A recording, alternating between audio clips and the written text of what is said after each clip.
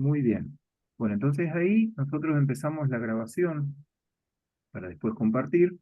Y en esta oportunidad estamos con el Antiguo Testamento. La semana pasada estuvimos viendo el libro de Oseas, o al menos la primera parte, los primeros capítulos, y ahora avanzamos a un libro de 3 capítulos, que es el libro de Joel, pero muy, muy interesante.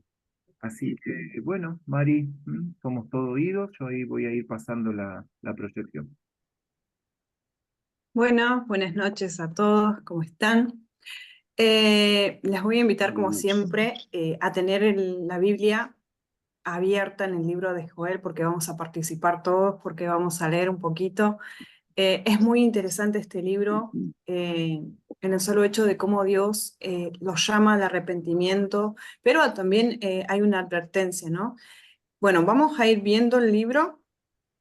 Ahí está Joel, la siguiente página. Bien, vamos a comenzar. Vamos a comenzar en el capítulo 1. ¿Todos tienen la Biblia a mano? Creo que sí. Sí, Bueno, amén. Joel fue un profeta, como dice acá, un profeta llamado a ejercer ministerio entre un pueblo que se rehusaba a arrepentirse. ¿Sí? Vamos a leer. Y me gustaría que Rosita, lea el capítulo 1 del versículo 1 al 6. Bueno, está bien. Dice, devastación de la tierra por las langostas. Palabra de Jehová que vino a Joel, hijo de Petuel. Oíd esto, ancianos, y escuchad todos los moradores de la tierra. ¿Ha acontecido esto en vuestros días o en los días de vuestros padres? De esto contaréis a vuestros hijos y vuestros hijos a sus hijos y sus hijos a las otras generaciones. Por lo, por, por lo que quedó de la oruga comió el saltón, lo que quedó del saltón comió el revoltón, y la langostas comió lo que del revoltón había quedado.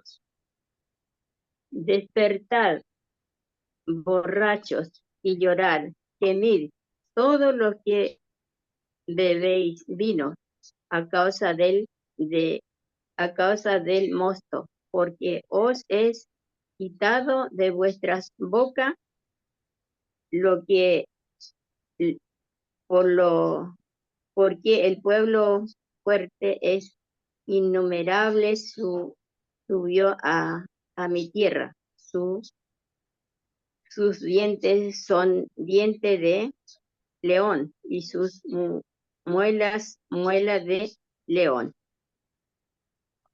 Ahí estamos, muy bien. Bueno, vemos que en el capítulo 1, el versículo 2, hay una pregunta, y es una pregunta importante. Dice, ¿ha acontecido cosa semejante en vuestros días o en los días de vuestros padres? Y es una descripción de lo horroroso que es la plaga de las langostas. No sé si ustedes han visto una langosta de cerca, pero acá yo puse una fotografía que dice lo que habla Joel, ¿no? Dice la oruga, el saltón, del saltón pasa al revoltón y de ahí a la langosta. Y en el versículo 4, que si bien nombra diferentes tipos de animales, son todos casi lo mismo, pero hace hincapié a 4 tipos de plagas, que todas ejercen, por así decirlo, o comen de manera precipitada, de manera muy rápida. La siguiente imagen, bueno, vamos a ver el versículo 5, el 6 y el 9. Dice el 5, despertad borrachos y llorad, y gemid todos los que bebéis vino a causa del vino dulce. El 6 dice, Porque una nación ha subido contra mi tierra, poderosa e innumerable. Sus dientes son dientes de león y tiene colmillos de leona. Y el 9 dice, han sido cortadas las ofrendas de cereal y la libación de la casa del Señor. Están de duelo los sacerdotes, los ministros del Señor. Bien, volviendo para atrás, el primer grupo que él llama a hacer lamentación son los borrachos, porque es lo primero que ataca la langosta en el tema de la vid, en el tema de la higuera. También esas dos palabras las vamos a ver. Y en el 6 dice, es increíble cómo compara la plaga de langosta con un ejército invasor. Un león que despedaza a su presa, y también habla de la vid y de la higuera, que estas palabras se refieren al pueblo de Dios, ¿sí? Y el 9 nos habla, está muy claro ese versículo, y nos habla de las ofrendas que fueron cortadas, es decir, las ofrendas provienen de la tierra. Y ya había sido arrasado por la langosta, iba a ser arrasado por la langosta. Y los sacerdotes se encontraban de duelo, y era porque no podían ofrecer, no podían cumplir con los sacrificios, ¿sí? En la siguiente, ahí estamos. No sé si alguno tiene pregunta del capítulo 1, o quieren agregar algo, o quieren decirme algo, o quieren compartir algo con sus compañeros. No. Lo que yo tengo registrado, por ahí cuando uno estudia así los profetas, es como para ubicarlos, si están profetizando hacia el norte, ahí recordemos que hay 10 tribus en el norte, o si es hacia el sur, que es donde está Jerusalén, ¿sí? Cuando dice Judá. Y, y en este momento hay algo que en la Biblia aparece, que hay sucesos o acontecimientos, esto sucedió, o sea que hubo una devastación, eso fue algo concreto, pero desde esa situación Dios da una enseñanza. Y me venía a la mente, ahora que Mari lo decía, cuando decía en el versículo, lo del león, versículo 6, son dientes de león. Cuando uno va avanzando después en la lectura, lo habíamos leído en algún otro momento, que el león en el libro de Daniel aparece representando a Babilonia. ¿Por qué? Porque Babilonia es el ejército que va a venir a atacar a Judá. Entonces, Dios lo que está enseñando es que a partir de lo que produjo una devastación de la oruga, el revoltón, la langosta, de ese mismo modo va a venir un ejército de hombres y va a ser una devastación también en las personas, una devastación espiritual en Judá. Eso es lo que está profetizando. Y Joel se lo ubica, no sé, capaz que Marisa lo tenía por decir, pero más o menos en el 800, 830, 800 antes de Cristo. Y recordemos que pasaron como unos 300 años hasta que el cumplimiento de esta profecía que está dando Joel se da lugar así en Jerusalén. Bueno, eso era lo que tenía por aportar del capítulo 1. Bueno, ahora vamos a meternos en el capítulo 2. Bien, y vamos a leer también acá. Y vamos a leer del capítulo 2, versículo 1 al 4.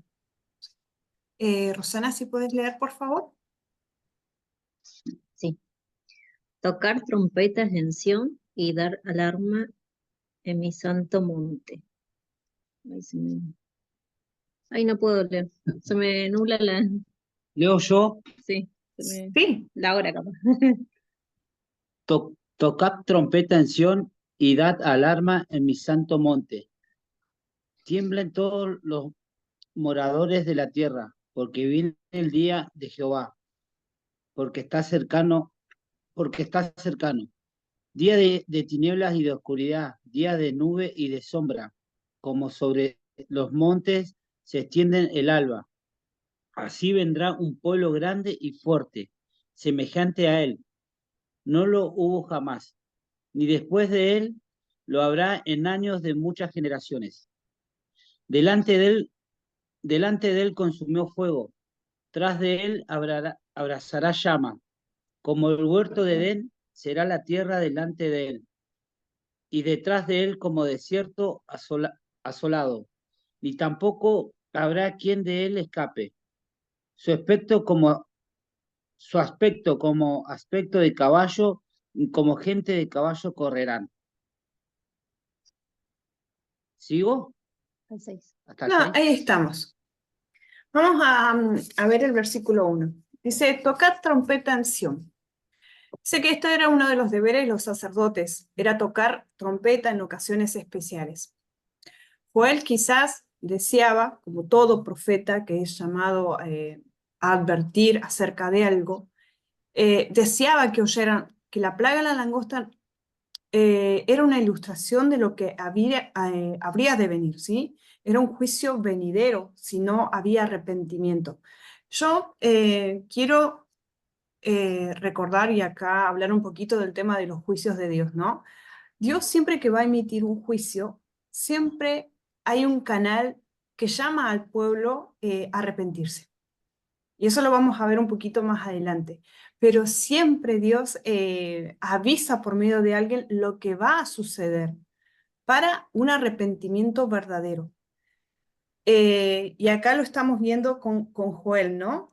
Que los llama, que les dice, está por suceder algo, préstenme atención. Y como que en el segundo versículo dice, día de tinieblas y lobreguez, día nublado de densa oscuridad, como la aurora sobre los montes se extiende, un pueblo grande y poderoso. Nunca ha habido nada semejante a él, ni tampoco lo habrá después, por años de muchas generaciones. A mi entender, sería tan grande la plaga de langostas que venía que era un oscurecimiento total, que la siguiente placa lo vamos a ver un poquito. Yo puse ahí, a ver, ahí estamos. Dice, día de tiniebla y lobreguez. Sería tan densa la plaga de langosta que oscurecería hasta el mismo sol. ¿Sí? Esa es una parte importante, que no era una sola langosta, no era un poquito de langosta, sino que era grande. El versículo 11 dice, la plaga de vamos a leerlo. El 11 dice, el Señor da su voz delante de su ejército, porque es inmenso su campamento, porque poderoso es el que ejecuta su palabra. Grande y terrible es en verdad el día del Señor. ¿Quién podrá soportarlo? El versículo 11 nos habla que la plaga de langosta invadió Judá en los días de Joel y el futuro día del Señor son como dos términos. Acá Pablo me va a ayudar un poquito. Si bien es Dios mismo quien gana contra Jerusalén y Judá. Joel describe al Señor rugiendo como león en medio de Jerusalén en juicio contra las naciones. Sin embargo, siempre vamos a encontrar refugio en nuestro Señor. Sí, porque ahí, como dice Mari, eh, está utilizando, se diría como una analogía, es decir, algo que está pasando, que es lo de las langostas, con algo que va a pasar, que lo dice en el versículo 1 cuando dice el día de Jehová. Si uno lee los capítulos, capítulo 2 y capítulo 3, habla del día de Jehová. Yo no sé si Darío y Rosana lo habían leído, lo del día de Jehová. ¿Saben qué es el día de Jehová? No. ¿No? Bueno. En el Antiguo Testamento le llaman el día de Jehová, también el día grande y temible, a la segunda venida de Cristo. A eso le llaman el día grande y temible de Jehová. Ah, ¿Sí? Eh, sí, sí.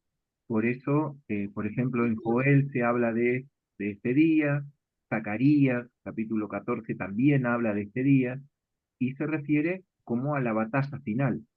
Es lo que se conoce, por ahí en algunas películas lo nombran como el Armagedón. Entonces, Sí, sí. ¿sí? Esa es el día en el cual el Señor va a regresar. Y todas aquellas naciones que se levantan contra su pueblo, entonces serán devastadas de una manera similar a lo que produjo la langosta en este momento de la historia que estamos leyendo. Por eso hace esa similitud con el día grande y temible de Jehová. ¿Sí? Pero el día grande y temible de Jehová es algo a futuro, que todavía no pasa incluso, sino que va a pasar acá en Medio Oriente. Bueno, a eso se está refiriendo con el día de Jehová. Día de Jehová. Bien. Bueno, vamos a seguir por el versículo 12. Hermana Rosita, si lo puede leer, por favor. Del capítulo 2, versículo 12. Bueno.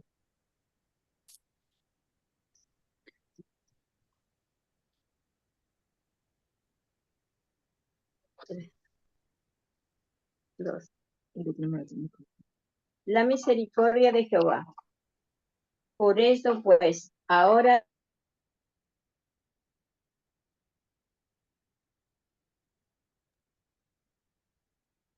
Se quedó sin internet, me parece. con todo, con ayuno y lloro y lamentos. ¿Hasta dónde me dijo? Disculpe. Hasta Del el 12 hasta el... hasta el 12 y 13. Bueno, rogad vuestro corazón y, y no vuestros vestidos, y convertíos a Jehová, vuestro Dios, porque misericordioso es y clemente, tardo para la ira y grande en misericordia, que se duele del castigo. Aquí estamos. Bueno, acá en estos versículos vamos a ver un poquito de las características de Dios. Lo primero y importante acá que dice, volved a mí. Dios estaba llamando al pueblo al arrepentimiento, ¿sí? Estaba que se vuelvan a Él. Después dice, rasgad vuestro corazón y no nuestros vestidos. ¿Qué es más importante?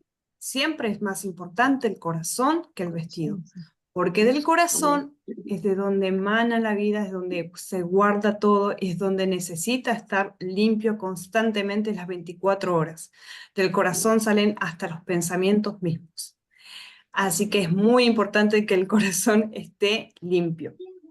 Después dice, volved ahora al Señor vuestro Dios, porque Él es compasivo, clemente, es lento para la ira, es abundante en misericordia y se arrepiente de infligir el mal. Son características de nuestro Padre. Son características de Dios. Porque Él, como lo habíamos dicho anteriormente, antes de hacer el mal, siempre avisa, es como que como un semáforo, ¿no? Te están avisando que no pases en rojo. Si pasas en rojo, podés chocar. Entonces, siempre Él llama a su pueblo al arrepentimiento, ¿sí? Un arrepentimiento verdadero, un arrepentimiento genuino. Eso es importante, porque Él es compasivo, porque a Dios no le gusta hacer el mal, no le gusta acabar con el hombre. Fíjense, si nos vamos a Génesis, cuando está el arca de Noé, es un claro ejemplo. No sé si alguien tiene en claro el arca de Noé y la historia de la humanidad, qué pasó ahí, qué fue lo que sucedió. No sé, de hermano Aldo. Sí, el Señor primeramente le ordenó que haga un arca de las medidas que el Señor le dijo, pero tardó 120 años en hacerlo. O sea, 120 años de gracia o de misericordia de Dios para que digamos, la gente o el que esté en condiciones de pecado se pueda arrepentir. Son 120 años de gracia que le dio. Claro, Dios siempre va a dar como tiempos en que la humanidad se salve, en que la humanidad se arrepienta, en que la humanidad se vuelva a Él de corazón, porque Él es compasivo y antes de hacer el mal, Él siempre como que llama muchas veces. Em, Lento para la ira y abundante en misericordia. Y eso es algo que marca en todos los libros, los vamos a ver en todos los libros de la Biblia, sucede lo mismo, que Dios llama una y otra vez al arrepentimiento verdadero.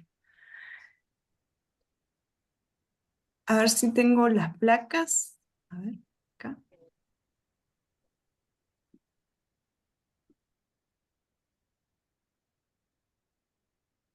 Bueno, como dijimos, versículo 12, volved a mí, un llamado a arrepentimiento, ¿sí? Y es un principio de Dios con la humanidad. Si bien Dios trae juicio cuando se hace caso omiso de su voluntad, el juicio se hace siempre para apartar a la gente del pecado, ¿sí? Es un llamado de atención, siempre. Siempre que Dios te hable, es para apartarte del mal camino, apartarte de los malos pasos que estés dando o porque algo eh, no está bien, ¿sí? Y es una expresión maravillosa de su gracia. Es una expresión maravillosa de su amor, del cuidado sobre nosotros, del cuidado sobre la humanidad. Recordemos que nosotros estamos hechos a imagen y semejanza de Él. La siguiente placa.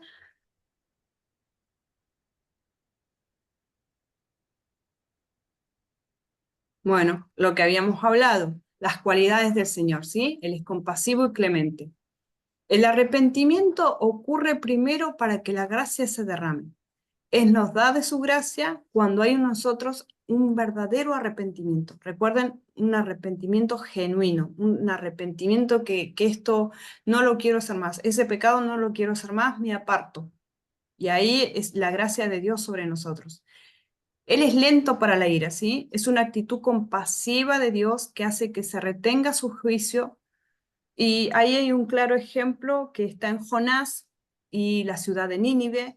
Si ustedes recuerdan, ahí hay una historia en la cual Nínive estaba llamada a ser acabada. Sin embargo, Jonás es llamado eh, como profeta para llamar al pueblo al arrepentimiento. Y hay algo que a mí siempre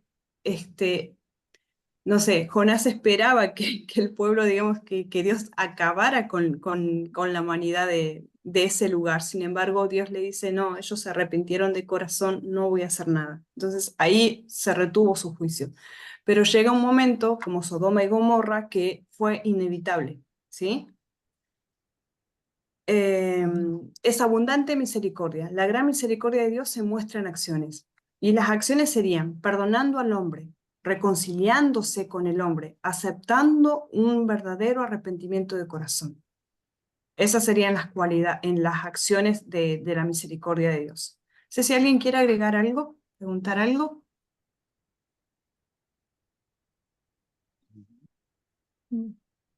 No. Aldo parece que iba a abrir, ¿o no? No, sí, iba a hablar, o sea, le iba a comentar sobre el tema del arrepentimiento, ¿no? Y la tristeza, que son más o menos, están ligados. Bueno, el domingo cuando predicaba la pastora Claudia Bustamante, ella decía que en un momento ella tuvo tristeza, ¿no? Invadió su vida la tristeza. Pero pudo entender que esa tristeza era justamente para arrepentimiento. O sea, Dios por ahí pone en el corazón una tristeza para que nosotros digamos, ¿de dónde viene esto? Esto viene para que nosotros nos podamos poner a cuenta con Dios. Eso en otro momento le dicen, bueno, la depresión y todo lo demás, pero nosotros en Dios tenemos que tener en cuenta que por ahí, si hay alguna tristeza es porque Dios nos está avisando que algo tenemos que arreglar con Él. Y eso me llamó la atención para estar atento, ¿no? Para podernos arrepentir y ponernos a cuenta con Dios. Eso es lo que quería comentar.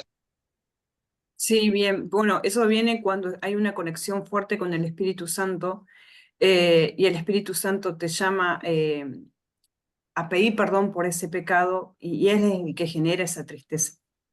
Ahí está. Muchas gracias, hermano. Sí. Em, Yo me acordaba que Pablo enseña en Corintios, si no me equivoco, que hay dos tipos de tristeza. No sé si lo habían escuchado, que habla la tristeza que es para arrepentimiento, que es esta, de la cual no nos debemos avergonzar, ¿m? Y después hay otra tristeza que es para muerte, eh, como una tristeza espiritual, digamos, y una tristeza carnal. Entonces, mientras sea la tristeza espiritual que nos lleva al arrepentimiento y a reconciliarnos con Dios, en buena hora. Pero si hay otro tipo de tristeza, nosotros tenemos que escapar de esa tristeza. Bueno, me gusta eso porque Pablo lo enseña, que hay dos tipos de tristeza. Bueno, y ahí, en el libro de Joel, yo leía versículo 17, me llamaba la atención, porque dice, está hablando del templo, y dice, entre la entrada y el altar. No había nada entre la entrada y el altar, estaba el patio. Bueno, en ese lugar dice, lloren los sacerdotes ministros de Jehová. En ese lugar, arrepiéntanse. ¿Por qué? Porque llegó un momento en el templo, en el rito, que para pedir perdón era como que voy a pecar deliberadamente, total después tomo un animal y lo sacrifico y paga el pecado. Entonces el pueblo de Dios había empezado a hacer eso. Como que peco, total después lo pago y listo. O sea, está solucionado. Me endeudo con Dios, total después un animal lo sacrifico en forma de pago.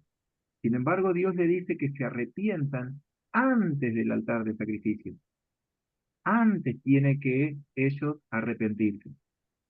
Y me gustó también cómo sigue el versículo 18 y 19, que habla, por ahí depende la versión, tienen títulos algunas Biblias, pero es como que da un inicio de otro párrafo o de otra idea, porque empieza a hablar de la salvación, una promesa de salvación que viene luego del arrepentimiento. Y esa promesa de salvación empieza a hablar de algo que se llama el bien de Jehová. No sé si alguna vez lo oyeron hablar o si se declaró una bendición sobre ustedes como que venga el bien de Jehová. Y uno se puede preguntar, ¿cuál es el bien de Jehová? ¿Cuál es el bien de Dios? Bueno, acá en el versículo 19 lo dice, es el pan, el mosto, ¿sí? El aceite. ¿Sí? Por ahí dice el trigo, el mosto y el aceite. Bueno, que es una ¿Cuál mostró figura aceite? de Jesús, es una representación de Jesús, cuando dice el pan, el mosto y el aceite. Bueno, el bien de Dios, ahí está utilizando tres elementos que son símbolos que se relacionan con Jesucristo. ¿Mm? Sea, bueno, el pan justamente, eh, el mosto, dando alusión al vino, ¿sí? Y el aceite haciendo alusión a la unción del Espíritu de Dios sobre él. Bueno, y entonces está dando esa promesa que iba a venir algo del Señor. Bueno, hasta ahí es donde estábamos. No sé si después, Mari, vos ibas a seguir con el versículo 28 o te ibas a la... Claro, ¿Sí? Ah, el bien. 28. Una pregunta, una pregunta. ¿Cómo sería la tristeza de muerte? La tristeza de muerte, ¿Cómo volviendo acción? al otro tema, a ver si lo encuentro para Ujú. leerlo específicamente. La No lo tristeza encontré. carnal sería. ¿Cómo? Sí, tristeza para mal. La tristeza carnal. Claro, yo lo nombré como tristeza carnal, refiriéndose a que es una tristeza natural. Ya lo busco, si no me equivoco lo tenemos en Corintios, pero no me acuerdo si estaba en primera o en segunda de Corintios. Segunda de Corintios capítulo 7, acá está. Segunda de Corintios capítulo 7, versículo 10. Bueno, habla de una tristeza que es para arrepentimiento, que es para salvación, a la cual hacía alusión a Aldo cuando empezó a hablar. Y ese tipo de tristeza era el que el pueblo de Dios tuvo en los tiempos de Joel. Bueno, La Biblia enseña que también aparece una tristeza que sería una tristeza natural, que es la que lleva a, es la que produce muerte. Dice, pero la tristeza del mundo produce muerte. Así dice 2 Corintios, capítulo 7, versículo 10. ¿Y de qué manera produce muerte? Porque es una tristeza que puede venir, ya sea por la pérdida de un familiar, puede venir por una depresión, puede venir por alguna situación que nos provocó una crisis en nuestra vida, sea pérdida en algún sentido o alguna situación mala que nosotros habremos sufrido, bueno, y nos lleva a la tristeza. Y esa tristeza muchas veces nos envuelve de tal modo que hasta nos lleva a escuchar música. Por ahí se ve mucho en la gente, en los veinteañeros, por ahí los adolescentes, que tienden a escuchar música como que los coloque más tristes todavía, o a ver situaciones, ya sea películas, novelas, series o lo que sea, que los envuelvan más en esa tristeza. Bueno, y esa tristeza es la que produce una depresión. Y si lo seguimos envolviendo, produce hasta la muerte. Toda aquella persona que decide suicidarse no lo hace de la noche a la mañana, sino que fue envuelto poco a poco, más triste, hasta que produjo la muerte. Eso es lo que enseña ahí, que hay dos tipos de tristeza. De esa tristeza Y hay que esto, huir. cuando uno está así, cuando uno está alejado de Dios, ¿no? Le Sí, pasa eso. Y sí, cuando está muy- sí, sí. bueno, Muchas veces uno capaz que tiene que cambiar las compañías, y capaz que tiene que buscar gente que me levante el ánimo. Muy bien. Bueno, ahí estábamos, Mari. bueno, Bueno, vamos a seguir por el capítulo 2, versículo 28. Le voy a pedir a uno, hermano Darío, si puede leer, por favor, del 28 y 29. Derramamiento del Espíritu de Dios. Y después de estos derrame de Espíritu sobre toda carne, y profetizarán vuestros hijos y vuestras hijas. Vuestros ancianos soñarán sueños, y vuestros jóvenes verán visiones. También sobre los siervos y sobre las siervas derramaré mi espíritu en aquellos días. Bien, 28 y 29, 28 y ¿verdad? 29. Sí, ese es. Bueno, en estos versículos se refiere a Israel, pero también dice que el Espíritu del Señor estará al alcance de todo Israel, pero en el Nuevo Testamento, ¿sí? En Hechos 10, nos habla también de que vamos a estar incluidos los gentiles en el derramamiento del Espíritu Santo. ¿Se acuerdan un poquito lo que decía Hechos 10? No. Hermano Aldo. Delante de la tierra. Sí, en en Hechos 2 está la promesa de derramar del Espíritu Santo que hizo el Señor Jesús antes de la ascensión. Él prometió que iba a venir poder de lo alto. Sí, pero también agregando lo que usted dijo, en Hechos 10 nos habla de Cornelio, ¿sí? Cuando Pedro fue enviado a la casa de Cornelio para el derramamiento del Espíritu Santo, que Pedro no quería comer, había visto un lienzo en visión y Dios le dijo, Pedro, mata y come. Y él le decía, no, porque nada de lo inmundo va a entrar en mi boca. Y él después, luego entendió, cuando llegaron los hombres a buscarlo a la casa, que Dios, la salvación también la tenía para los gentiles y el derramamiento de su Espíritu Santo también era para los gentiles. ¿Sí? Y es 45 justamente, Mari, porque Sí, hay. y los fieles de la circuncisión que habían venido con Pedro, es decir, los judíos, se quedaron atónitos de que también sobre los gentiles se derramase el don del Espíritu Santo. Sí. Y ahí estaríamos en Hechos 10. Y ahora entramos al último capítulo de Joel. Joel es muy cortito, pero es muy determinante con lo que quiere abarcar, con lo que quiere hablar. ¿Sí? Y es un capítulo, que este lo vamos a tratar junto con el hermano Pablo, que se centra en las naciones. Joel, capítulo 3, vamos a leerlo. ¿Cuál capítulo 3? Una más, adelante. ¿Es el de la decisión?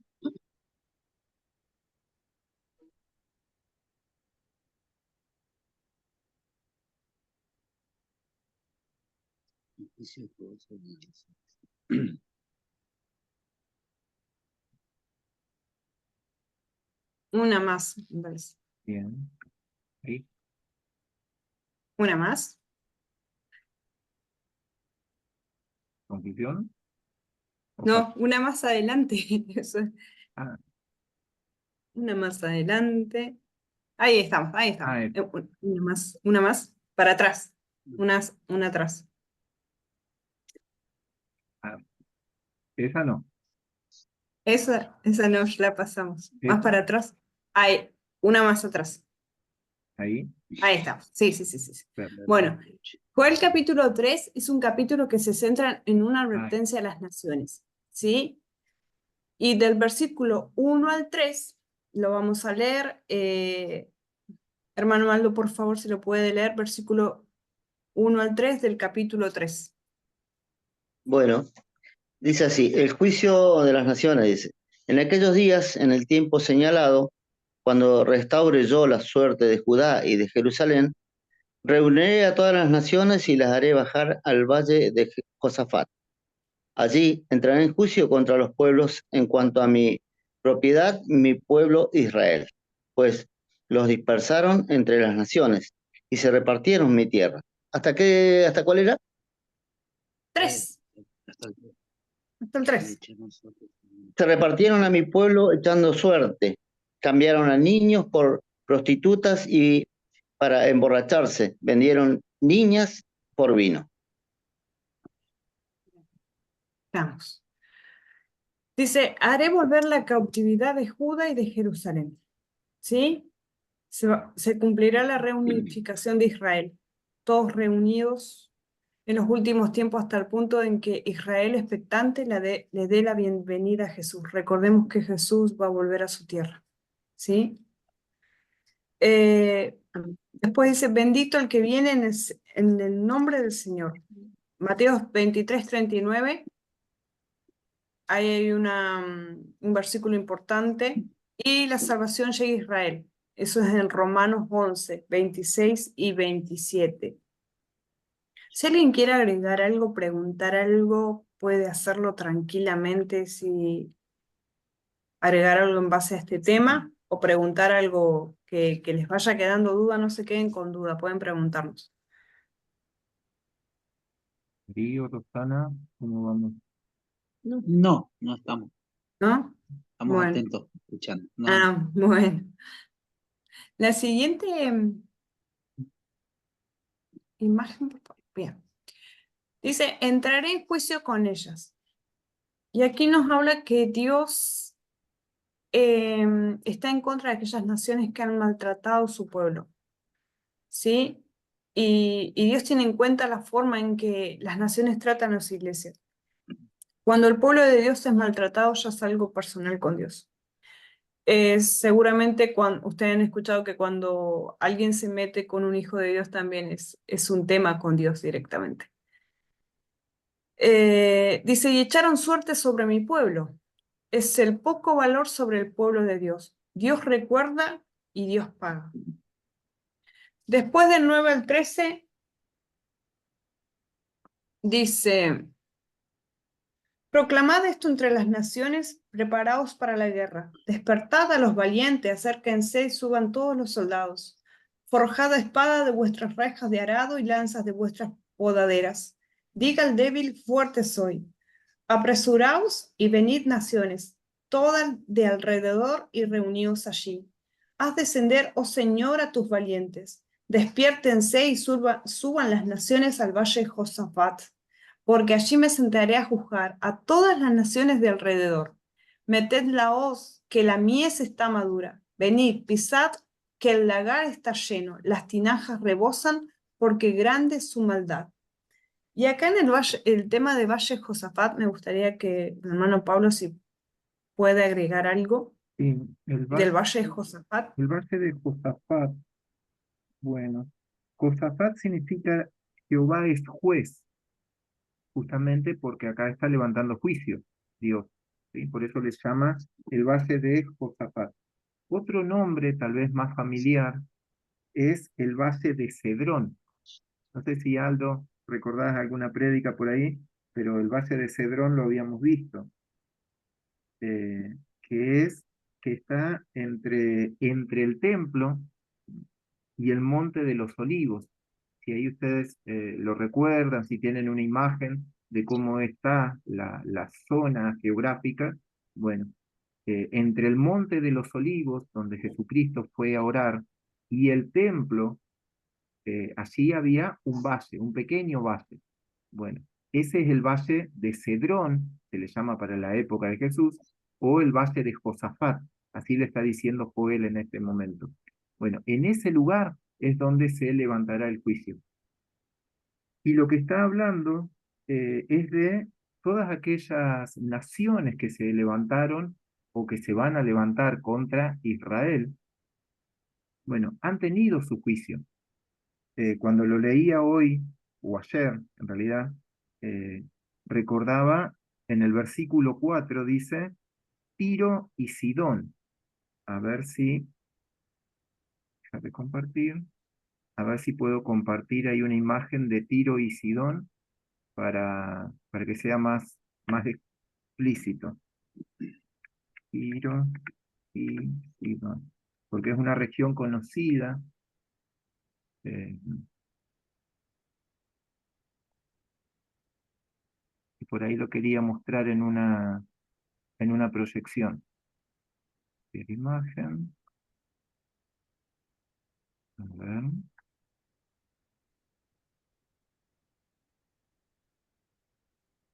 Pegar.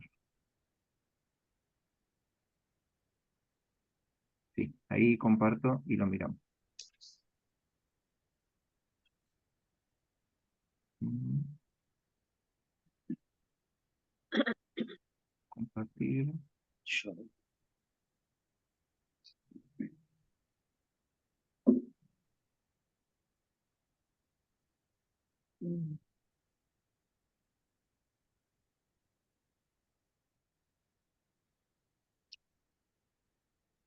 Ahí está. Bueno, eh, ese es un mapita, ¿sí? Donde nosotros tenemos acá la zona de Galilea. La zona de Galilea es donde Jesús anduvo caminando. Bueno, y acá arriba es donde está Tiro y Sidón. Bueno, para la época de Jesús, este es el camino que hace Jesús y se encuentra con la mujer Sirofenicia, que es aquella que le pide por la vida de su hija, que estaba endemoniada, que mantiene una conversación con ella, si se le caía el pan y los perros podían comer de las migajas que se le caían de la mesa. Bueno, lo que dice Joel acá es el juicio sobre Tiro y Sidón. Son regiones que están tan cerca que siempre se las nombra iguales. Bueno, este Tiro, ¿sí? Nosotros recordemos que esta profecía fue dada en el año 800 más o menos. Bueno, este lugar era un sitio bastante difícil de atacar. Los diferentes imperios que vinieron a invadir, por ejemplo, Asiria, no pudo conquistar este lugar porque Tiro como que tenía una pequeña isla ahí sobre el mar Mediterráneo, entonces cuando ellos eran atacados, huían hacia la isla y no había forma de llegar hacia ellos. Bueno, lo mismo le pasó al gran rey Nabucodonosor, una gran conquista, pero no pudo llegar a Tiro. Bueno, pero sí el juicio vino, o sea, la profecía que está dada acá, viene a cumplirse con Alejandro Magno, con los griegos, porque Alejandro Magno insistió en el asunto. No sé si ustedes recuerdan esa frase, quemen las naves. ¿La han escuchado esa frase? Quemen las Sí. naves. O sea, lo que hizo Alejandro Magno es, cuando llegó con su ejército a esta región de Tiro y de Sidón, bueno, quemó las naves, o sea, le dijo a su ejército, hay que prender fuego los barcos, de modo que para atrás no podemos volver, hay que ir para adelante, ¿sí? No tengo forma de volver para atrás. Bueno, y construyó, a partir de la destrucción de la ciudad de Tiro, construyó como un puente con todas esas ruinas y esos escombros, de manera de llegar a esa isla que hay en Tiro y poder conquistar ese lugar, dando cumplimiento a la profecía que nosotros estamos leyendo en Joel. ¿Sí? Acá nosotros nombramos una de ellos, pero son varias. ¿Sí? Habla sobre Egipto, habla sobre Edom y varios lugares sobre los cuales la palabra de Dios se va cumpliendo. Bueno, eso es lo que tenía por ahí para resaltar de ese pasaje.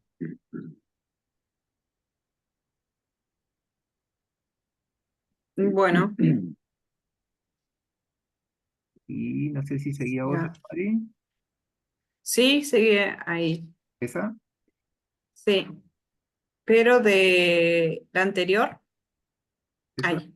Bien. Sí, que el versículo 9 al 13, que yo lo leí, dice, proclamad guerra. Acá es como que Dios desafía a las naciones a prepararse a la guerra contra él. Ya es un poco difícil. Pero dice que un día acontecerá esto. Y lo hablamos claramente en Apocalipsis 16, capítulo 16, del 12 al 16, que yo lo tengo acá a mano. Y lo voy a leer. Y dice, el sexto ángel derramó su copa sobre el gran río Éufrates, y sus aguas se secaron, para que fuera preparado el camino para los reyes del oriente. Y vi salir de la boca del dragón, de la boca de la bestia, y de la boca del falso profeta a 3 espíritus inmundos semejantes a ranas, pues son espíritus de demonios que hacen señales, los cuales van a los reyes de todo el mundo a reunirlos para la batalla del gran día del Dios Todopoderoso.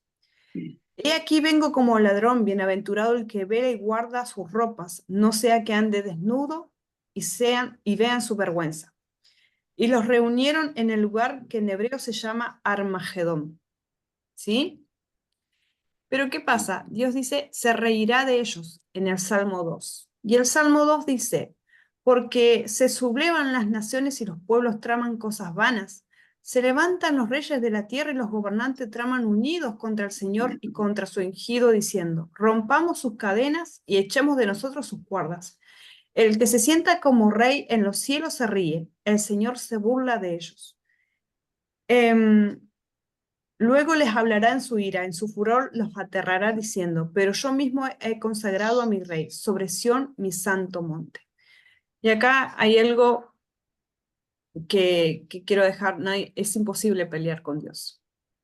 Siempre el humano va a perder. Contra Dios es imposible pelear. No hay forma, no hay manera de ganarle a Dios por nada. Como que nuestros brazos son chiquitos al lado de él. Y la última parte que me queda, es decir, una más, una proyección Disculpa, más. ¿el capítulo 13 al 17 dijiste? ¿O del 14 al 17? Capítulo 12, perdón, 16, del 12 al 16. Y la respuesta la vas a encontrar en 14. Salmo 2. Como que ahí Habías dicho Apocalipsis. Apocalipsis, ¿no? Ujú. Ah. Que- Hechos que- 2. Apocalipsis 16, 12, 16, Sí. versículo 12 al 16. Y la respuesta, En Salmo sí. 2. Y la respuesta en Hechos 2. Salmo 2. Ah, Salmo 2. Ok, ahora sí. Ok. Bueno, vamos a pasar al versículo del 14 al 17, ¿sí? El valle de la decisión. Dice el contexto de Joel es, el hombre se encuentra en el valle de decisión, pero es Dios quien decide y no el hombre. Lo vamos a leer para que quede claro. Vamos a leer los versículos 14 y 17 del capítulo 3. O sea, hermano Darío, ¿se lo puede leer, por favor?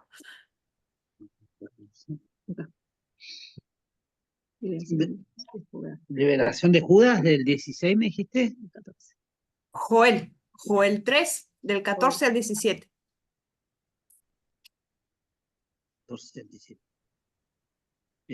Muchos, donde dice muchos pueblos, no alcanzo a ver.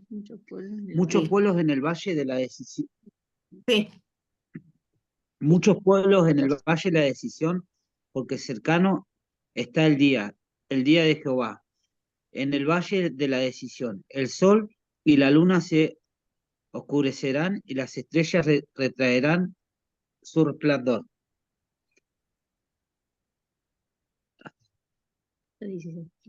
Y Jehová rugirá desde Sión y dará su voz desde Jerusalén, y temblarán los cielos y la tierra, pero Jehová será la esperanza de su pueblo y la fortaleza de los hijos de Israel.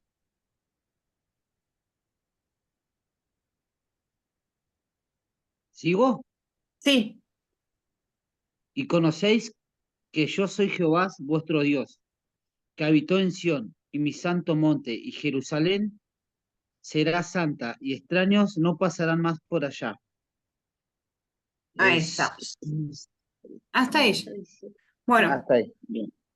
y en ese valle es un valle de juicio, ¿sí? Y debemos decidir qué queremos hacer. Debemos decidir si nos quedamos con Dios o nos quedamos fuera de Él. Recuerden que siempre fuera de Dios las cosas siempre van mal. ¿Alguien quiere agregar algo? No. Es bastante apocalíptico esta última parte. Habla mucho Sí. sobre los últimos tiempos, eh, sobre el juicio que vendrá. Ahí cuando hablabas sobre Armagedón, ahí lo dejé de compartir, a ver si lo puedo volver a ubicar. Bien. Hay un monte, ¿sí? Acá en la zona de Samar, acá está, perdón, acá se ve. Ahí donde está la flechita, dice el Sí. monte de Meguido, ¿sí? Ese es el monte Meguido, que está en la zona de Galilea, que es la zona norte de Israel. Bueno, ese es el lugar que se considera Armagedón, que leíamos en Apocalipsis. Ese es el lugar donde Jesucristo reunirá a las diferentes naciones.